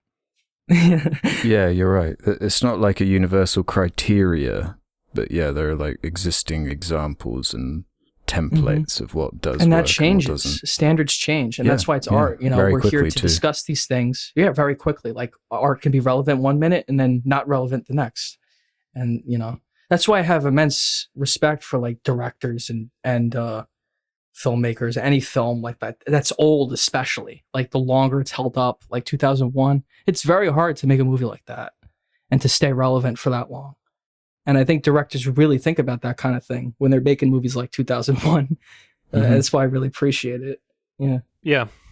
This is one of my many yes and no answers, you know. It's both at the same time. Well, yeah. It's There's no subjective. simple answer. It's what, you know, it's always changing, and like listeners of us, you know, 10 years from now, they'll be setting the standards for film maybe, and they'll like something else. And the movies that'll come out will be completely different. I just think about how much film has changed in like the past 10 years. It shows you the standards of what people want, expect, how audiences change. Absolutely. How about this one from Swenglish92? Hey Sards, hope all of you are well. French director Robert Bresson once said, a film is made 3 times, the script, the shoot, and the edit. Do you agree with this reasoning? And if so, which of these 3 stages do you think is the most important? Well, I would never say like only 3 times, because you could, I don't know, you could interject. It's you know like the God of the gaps sort of thing. Like you can find 2 points and always find a point in between. You know, so it really depends on how you define each part of the even process. like the costume, because like the script, you had ideas conceptually before you make a script, and then it's like the shoot. I don't know, like between the script and the shoot, you might be doing like a read through with the actors, where it's like before the shoot, the script could change at that point too. So I would disagree with like the 3 points only as like some sort of like hard rule for that. And I guess what I would say is the most important, honestly, if I had to pick one, it would be editing. If I really had to pick one, because like editing, you can turn everything before that point, you could still turn it to shit in the editing room. And you could take something that's like maybe almost destined to be shit and almost kind of save it in the editing room. You know, like the editing is like is where you create the actual film, in my opinion. Think about the power of an editor. He decides, or she decides, whether or not you see something in the movie. And, you know, with hours of footage, that means something. Like everything you're seeing in a movie is and it can also determine like whether or not you would need, you know, I think reshoots, that's a huge amount of power. Like, are we going to consider like the ADR part of the editing process? Because like that's big, you know, like doing re-recording vocal takes and stuff like that, or like Foley and all that. Editing is immensely important for what the film turns out to be. It indicates the pacing. I love editing. I don't think editors get enough credit. I think it's one of the most important parts, like writing, directing, editing. I think it's vital.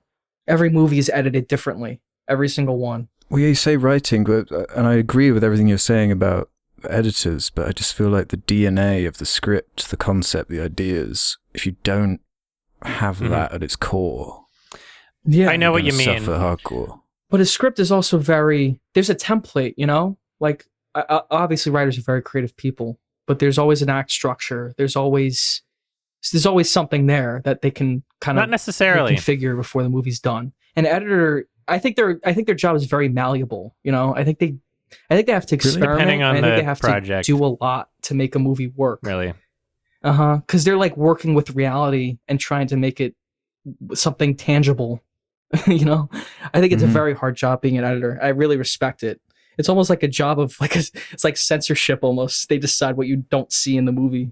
If I were to make an analogy about this, it would be like the script, like everything before the editing process would be like the base stats or like the class of your character or the difficulty on a video game. And then the editing would be like how you play the game.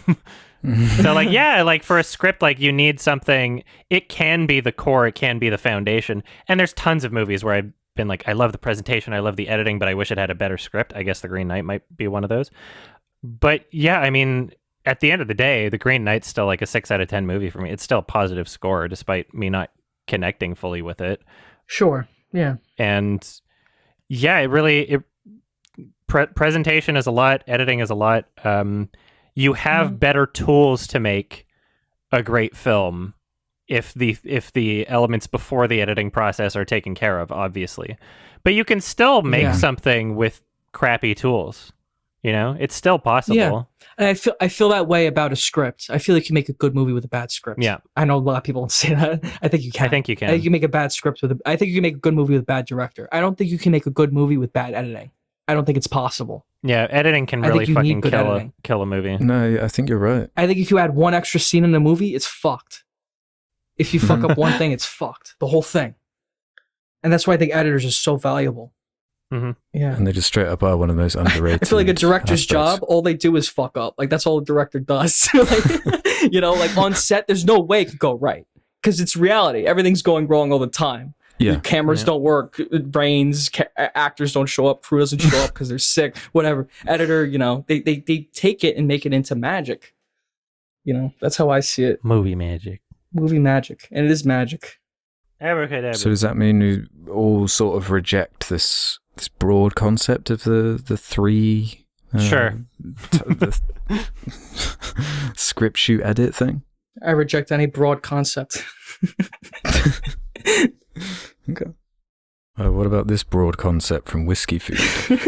Andam has tendinitis, Alex has COVID. What will Ralph's affliction be? We'll see. An imploding economy. I don't know. You guys could guess. I won't be offended, I promise. Your affliction. Florida will secede, and the rest of America will miss it. That's a condition. Well, Florida might secede at this point. Them in Texas. Texas has been talking about seceding forever, though. Yeah, there's always one of those. There's a couple of those in Canada. Mm-hmm. People get upset, you know. There's 50 states. How you get them to go work together? Yeah, the states' rights thing in America, it's like 50 different countries. Yeah, it seems so confusing. Basically, states have enormous amounts of rights. You are right about that. Mm-hmm. States are very different based on where you go. Mm-hmm. Yeah, all different laws. Yeah, very different. We have a messed up one here from CL1 Ford Close. What's your favorite film starring Dwayne "The Rock" Johnson? I guess I'm gonna look at his filmography. Good idea. Ralph, didn't you see I liked Jungle Book. Jungle Book. Oh, Jungle Cruise? Jungle Cruise. Jungle Cruise. Yeah, which one? Make it clear. There's so many jungle movies. Jungle Cruise is okay, you know. Okay. It depends on the role for him, you know. When he was that zoologist in Rampage, I don't believe him as that. Really? In Jungle Cruise, he's like a conquistador soldier or something. So I'm like, oh, okay. This big ripped guy, I could believe that. Oh, he's a free guy, apparently, according to his IMDb. He is? He's a bank robber number 2. Oh, he's like barely in it. Oh, okay. No, I like Dwayne Johnson for the most part. His Really? best role? I like him in the Fast and Furious movies. See, he's one of those guys I can't just not see The Rock. He's always Dwayne Johnson to me. I never see him playing a character. He's always just a The movie Rock star. in a movie. Yeah, he's a movie straight star. up. Yeah, and I mean, like this question was picked as just a way to get us to say he's not in any good movies, right? Like, just be like, oh fuck, like I have to pick one. Skyscraper, done. You know, like Doom. Unironically, Skyscraper. I don't know what else I've seen that was better, and I hate it. I hate Skyscraper. Me too. I don't know what else I've seen with him starring in it that was better. Yeah, he isn't Free Guy. That's so weird. Like, does Jumanji? Moana count? I didn't finish. I guess that one. Moana. Moana. Yeah, I guess it'd be my Moana. 3 out of for 10 me. Skyscraper. That's my favorite Dwayne. I would joint. say Fast and Furious 5. Skyscraper holds a special place, yeah, but Yeah, it was a good 3 out of 10 movie. It was funny. Dwayne Johnson. Dwayne. I mean, good for him. He used to be a wrestler, now he's an actor. So Yeah, he's on that grind. He's not just an actor, he's like the highest paid actor. yeah, and he can barely act. I know. It's like the new Arnold sort of thing, you know? Where you just get somebody who's really big that people like, and then you put him in things, and then Arnold was in better movies, though, is the thing. the movies make money, and That's then true too. Arnold was in Terminator. Like, yeah, Total Recall. Arnold was in good movies, I guess. Yeah, way better. At least what you'd Yeah. call classics. Like no one's gonna remember Rampage like 20 years from now. like they did Terminator 2 or any of those. Yeah, that's why I think Moana's like the only one that has that kind of tier. Kids will remember that for Dwayne. Mm-hmm. I don't know about So I'm gonna tell a little Skyscraper. story about Dwayne Johnson. Please. He tried to break some world record about it was something to do with like cereal boxes. Like you made like dominoes out of cereal boxes, I think. Okay. Some shit like that. Dominoes. But then my high school in Long Island beat him on his record. They beat him. What? That's And such he a was like, random. he was trying to outdo my high school for like I don't know a couple months or so with this fucking record with cereal boxes. or That's whatever. funny. Yeah. Yeah. Eventually he tweeted, let's go carry high school. I want to see you guys break the Guinness World Record we set last week. I'm working in Paris, but I'm there in spirit, rooting you on. Yeah, What so a it's a picture of Dwayne stupid Johnson record. and then a picture of like my high school gym. And it's like, you know, them knocking over the cereal boxes or whatever, trying to break the That's record. so Why is Yeah, it it's The just Rock so who's like weird. trying to do that? What does it have to do with him and his set of skills? It's so weird that like Dwayne Johnson, like of all Yeah. people, wants to break like a record for some like high school. Like, why does he care? You know? And that's that's all we so were random. thinking. Like the whole community, like, why does Dwayne Johnson care? He's such an interesting guy. Like I feel like I know so much about him. His fucking He's daughter so married the relatable. co-host of like Scorch's PFG I want to TV, see him in more which movies. is like some show. Yeah. I love him. That's all I'm saying. You love him like a friend or like a dad? Like a bro. Like a Like a father, bro. Father Dwayne. Yeah. Father Dwayne. Daddy Johnson. Daddy. All right, we can do one more. Johnson. Okay, let's do this one from the Turd Muncher. Oh. Since we're getting a bunch of video games adapted into movies, what movies would you want to see adapted into video games? Mortal Kombat's all I wanted to see. That was good. Fucking I feel satisfied. No. Movies that you want to see adapted into games. reversed. Oh, Yeah. So the reverse. my bad. So like Blade Runner would be my answer. Mm. Really? I'd be Surprised- compelled to pick something really boring, like a dialogue game. I don't know why. Yeah, fucking Jean Dielman. Jean Dielman Yeah. cooking simulator. Horrible Holy Bosses, shit. the video Oh my game. god, please. Gene Oh my Dealman cooking God. simulator. I reckon you that could would make be a game out of Gene Demon. Yeah, it's just real-time cooking and cleaning. Yeah. How about like a This Is Spinal Tap kind of game, but it's like Guitar Hero? Yeah. How about an open world Mr. Bean game? There's some movies that kind of feel like video games already, like Hardcore Henry, you know? Where it's like, that's like Mirror's Edge, you know? You're just kind of playing Sure. Mirror's Edge when you watch that Yeah, movie. yeah. It's like Call of Duty. Yeah. What about a Free Guy game? Oh, fuck. No, sorry, I've remembered something completely different. That was not my reaction. Lawrence of Arabia, the video game. I don't know if I mentioned it. I might have mentioned this many times ago, many episodes ago. There was supposed to be an Antichrist video game for PC. It got canceled, but it was going to Wow. happen at one point. What? Like Lars von that Trier. would have been cool. Isn't that fucking weird? Do you play as the fox? Yeah, I don't know. Play I as think the it was like a fox, point and Warren. click or something. But yeah, it was supposed to happen, and I was like hyped, and then it just never happened. Wait, that reminds me. Aren't they making like a game based on Vertigo or something? That would be cool. So, yeah, because we're just in this Usually- era of yeah. all these like these movies turning into games and games turning into movies. So, Yeah, it's kind of a crossover now. yeah, Alfred Hitchcock Vertigo on Steam. Right. There used to be a lot of like movie tie-in games. I remember whenever a game came out, or whenever a movie came out, there would be a game like with it, no matter what it was. Like Batman Begins had a game. Yeah. The Hulk. all kinds of shit, like anything you can think of. I don't know. It's hard to translate them between each other. That's just my thought. I wouldn't like it. Most of the time they come out bad, like Max Payne. Yeah. Yeah, the whole movie tie-in era of like the 360, King Kong game, and there's like a whole era of that kind of shit. Yeah. And they were just trash. Just what are you adapting, I don't know. I guess I don't know if I have a real answer. Bad Lieutenant, Port of Call, New Orleans, video game. Yeah, fucking Vampire's Kiss video game. Any crazy Nick Cage will do. Anything. There's you could do a Ready Player One video game. It's just VR chat. Yeah. Yeah, or like Fortnite. Fortnite the movie. It'll happen. I'm surprised it hasn't yet, to be honest. I guess that's it for questions. And I gotta recommend a movie, and I've been struggling this entire time to try and pick one. Just on my Blu-ray shelf, and I got a bunch just on IMDb here. I've got there's a lot to pick from, but I'm just trying to. I don't know why it's so difficult for me to pick one right now. Go with your gut. Don't tell me What that. does your gut tell you? Okay. Oh, really? Okay, go with your heart then. Go with your heart.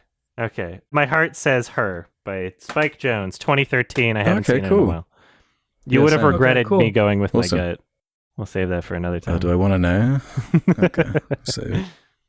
All right. 2013, Spike Jonze. Her, H-E-R. Awesome. Not H-U-R-R, but H-E-R. Check it out before the next episode if you don't want to be spoiled. These episodes come out every 2 weeks, although, the next one will still come out 2 weeks from now. We're just recording it early.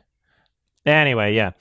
If you want to hear the episodes early, as they're edited, Sardonicast.com. Sign up for premium. It's only $2 a month. Also, patreon.com/Sardonicast. It's the same thing. Also, we got merch. Also, send me some more fan art. Post it on the subreddit. Is there a hashtag on Twitter, I think? Let's see. Hashtag Sardonicast fan art. Yep. There's a hashtag that there's only one post on. Hashtag. Oh, fuck. Hashtag. Don't remind me. Yeah, post on the subreddit. It'll be most likely a place for me to see it. Twitter, hashtag Sardonicast fan art. Send some fan art. They might be at the beginning of the YouTube uploads. All right. Have a happy Shrek. Again with the Shrek. It never ends. It's love and it's life, Ralph. Shrek love. Yeah. Make me a handsome Tokyo boy. Bye-bye, everybody. Bye. Bye. Bye.